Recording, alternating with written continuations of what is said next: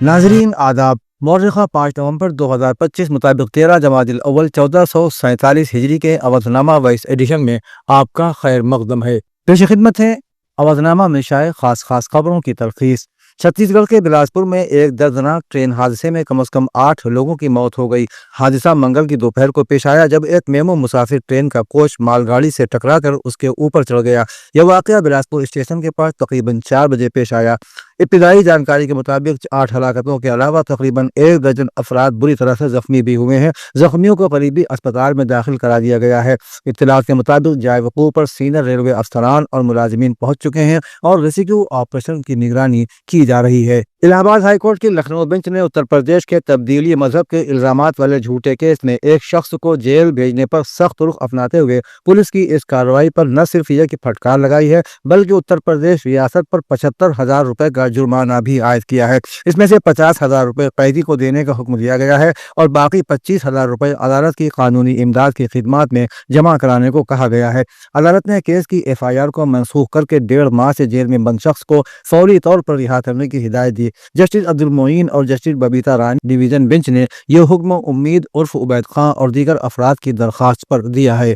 اتر پردیش کے وزیر اعلیٰ اور بھارتی جنتا پارٹی کے سینئر رہنما یوگی آدتیہ ناتھ نے منگل کو دعویٰ کیا کہ بہار میں ایک بار پھر بھاری اکثریت سے قومی جمہوری اتحاد یعنی LDA کی حکومت قائم ہوگی۔ مسٹر یوگی آدتیہ ناتھ نے آج سمستی پور ضلع کے محی الدین نگر ہائی اسکول میں BJP امیدوار راجیش کمار سنگھ کے حق میں منعقدہ جلسہ عام سے خطاب کرتے ہوئے کہا کہ بہار اسمبلی انتخابات میں قومی جمہوری اتحاد کی لہر چل رہی ہے۔ انہوں نے کہا کہ بھاری اکثریت کے ساتھ ایک بار پھر صوبے میں LDA کی حکومت بننے جا رہی ہے۔ انہوں نے الزام لگایا کہ راشٹریہ جنتا دل یعنی RJD اور کانگریس پر مشتمل انڈیا اتحاد نے غریبوں کا احترام چھینا ہے، اسی لیے صوبے کے عوام نے ان جماعتوں کو گزشتہ 20 برسوں سے اقتدار سے دور رکھا ہے۔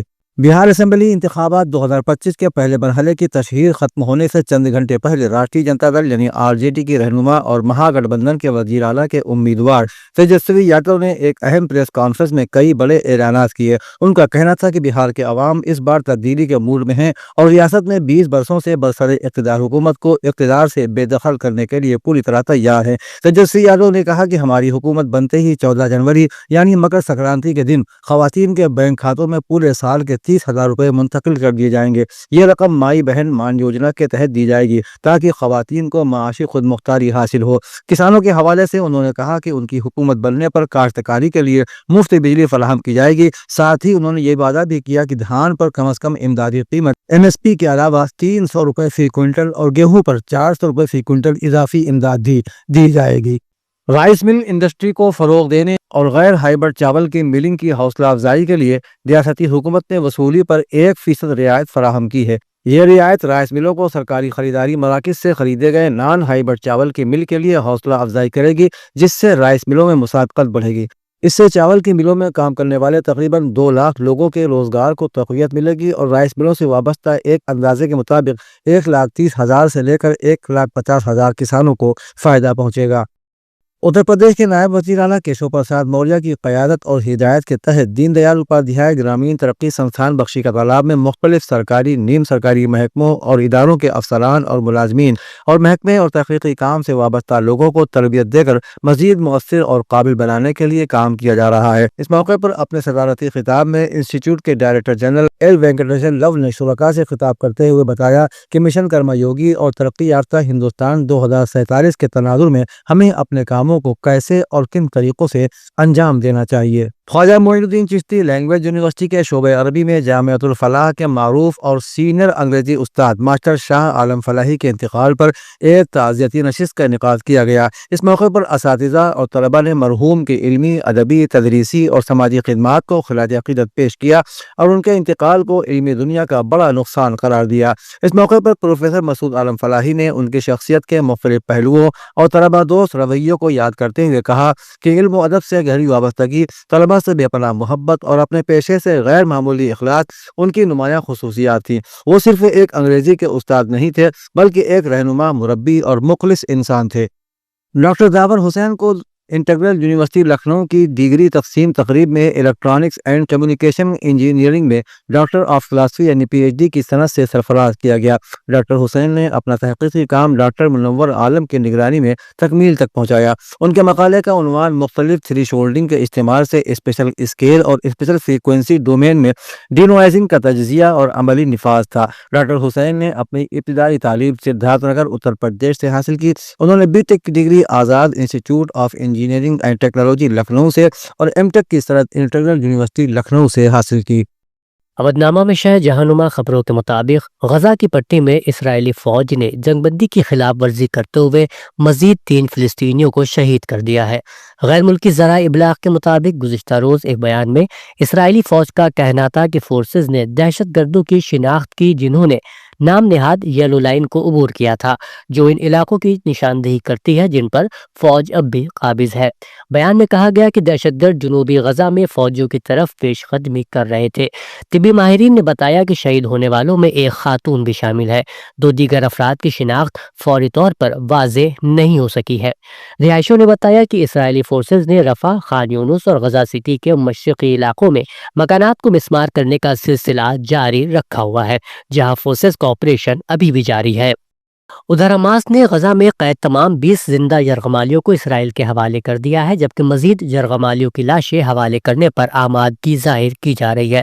دوسری جانب غزہ کی وزارت صحت کے ڈائریکٹر جنرل منیر کی جانب سے انکشاف کیا گیا ہے کہ اسرائیلی فوج کی جانب سے واپس کی گئی 30 فلسطینیوں کی لاشیں اب تک موصول ہونے والی سب سے زیادہ خوفناک حالت میں ملی ہے۔ غزہ کی وزارت صحت کے ڈائریکٹر جنرل نے کہا کہ زیادہ تر لاشیں صرف ہڈیوں کی صورت میں ہیں، جبکہ کئی لاشوں کے خد و خال مکمل طور پر مٹ چکے ہیں، جیسے وہ ریت میں دفن ہونے اور تشدد کے باعث گل سڑ گئے ہوں۔ ترک وزیر خارجہ خاقان فیدان نے استنبول میں غزہ کے بارے میں ایک اجلاس کی میزبانی کی، جس میں انڈونیشیا، پاکستان، سعودی عرب اور اردن کے وزرائے خارجہ اور متحدہ عرب امارات اور قطر کے نمائندوں نے شرکت کی۔ انہوں نے کہا کہ ممالک کی طرف سے ایک اہم مسئلہ جس پر زور دیا گیا ہے وہ ایک ایسی فورس کا قیام ہے جس کے مینڈیٹ اور قانونی حیثیت کو اقوام متحدہ کی سلامتی کونسل کی قرارداد کے فریم ورک کے اندر بیان کیا جاتا ہے۔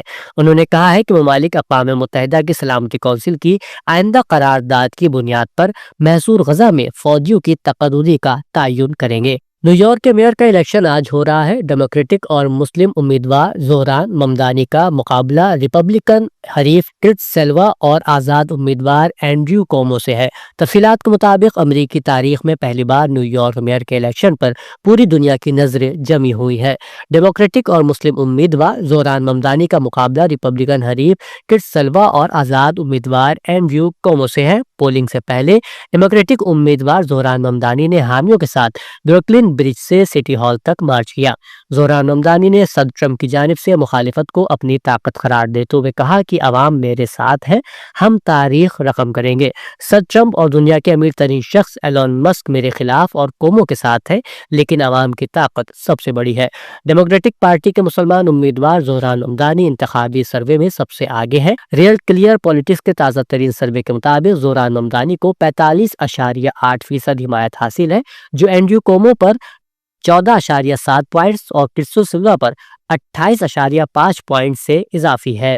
غیر ملکی میڈیا کے مطابق وائٹ ہاؤس کے ایک عہدیدار نے بتایا کہ سعودی عرب کے ولی عہد شہزادہ بن محمد سلمان 18 نومبر کو وائٹ ہاؤس میں امریکی صدر ڈونلڈ ٹرمپ کے ساتھ ایک سرکاری دورے کے دوران ملاقات کریں گے۔